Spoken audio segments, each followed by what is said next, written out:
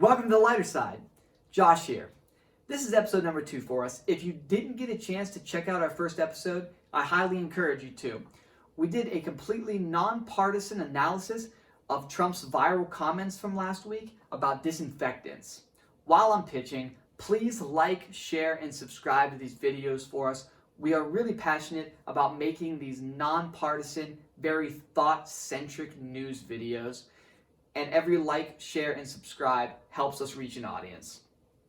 Next week, I'm going to be bringing you a breakdown of the conversation of whether or not to open the economy. So keep an eye out for that video. But first, I'm going to kick you over to Jared, who's going to talk about Republicans versus Democrats, the war nobody wanted and everybody got. But before that, of course, we got to drop that sick intro.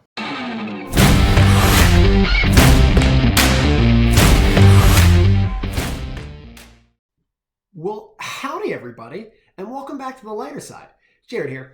Today, I wanted to take a completely philosophical look at the Democratic and Republican parties and why these parties have stood the test of time. And I know, many of you, when you hear the word philosophical, all you can picture are elbow patches and chalkboards, and you really just want to go to sleep. But I promise, if you stick with this video will really dissect why we have such a harsh political divide in our country and why this harsh political divide is actually grounded in something great, and why the divide is really, in many ways, kind of stupid. We like to look at these parties, the Democrats and Republicans, as gigantic organizations of power and prestige without much backstory, like Bond villains or something. But the truth is, both parties exemplify characteristics, specific characteristics, that have allowed them to last. We didn't always have just these two parties, but we have for so long now. I would go as far as to say that we couldn't have modern day America without the two parties and what the parties represent. And I understand in one way that that's obvious, but I actually mean for the better. What I really want to talk about is the hidden beauty underneath these parties. And I want to do this to hopefully give everyone a better perspective on why your opponent or the person you're arguing against or debating against believes what they believe. Why you keep having these discussions or these fights with your coworkers or your family members or your friends. To start though, we have to look at a famous debate in our world, the liberty or justice debate. You may or may not be familiar. The name of the debate is a small tongue-in-cheek joke directed at our Pledge of Allegiance. As a teacher, those last few lines of the pledge ring in my ears every morning, with liberty and justice for all. The debate holds that liberty and justice, although being really great words to chisel into marble edifices above public buildings, are actually in contrast with each other. Justice holds that what is fair should be sought after at any point. Whenever we can make things fair, make them fair.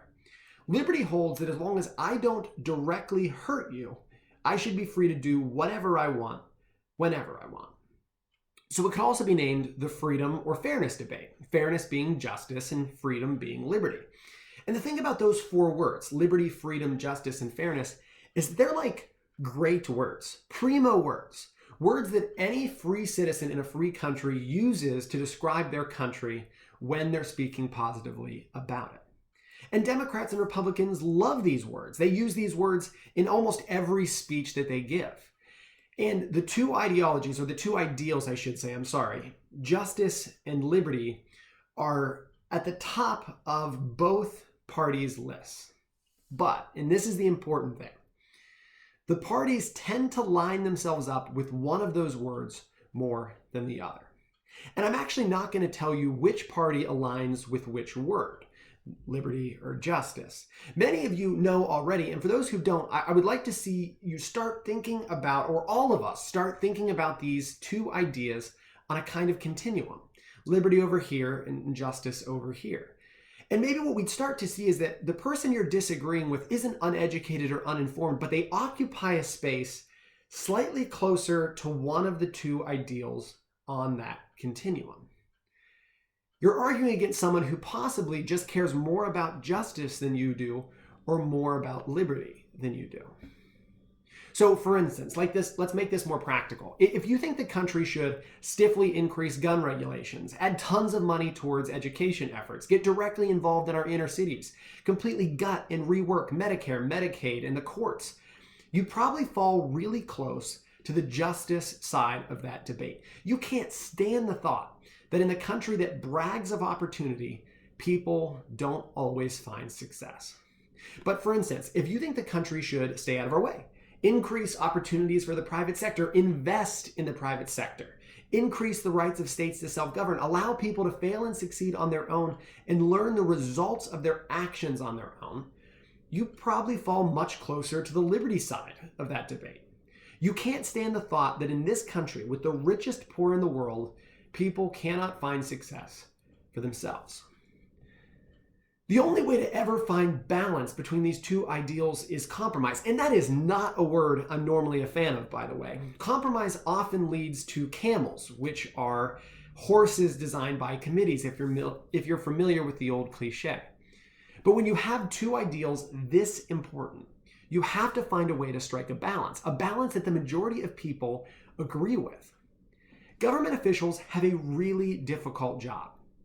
We have a country built on two wonderful ideals, but two ideals that often don't see eye to eye. You can't have neither, but you can't always have both. We all want to live in a country that allows us to express ourselves freely, but also protects us. A country that promises fairness, but also promises opportunity. A country that values hard work, but doesn't require people to have to work 10 times harder to achieve the same result as someone else. So this video has two purposes. First, to shift your thinking about your opponent.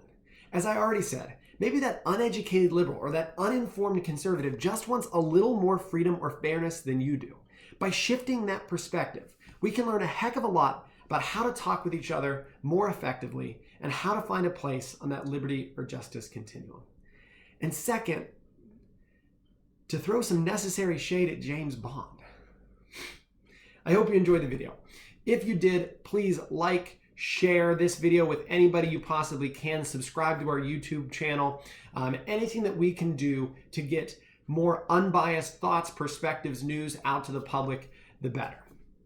And remember, we have no interest in changing what you believe or what you think. We just have an interest in changing the way we all think. Have a great day.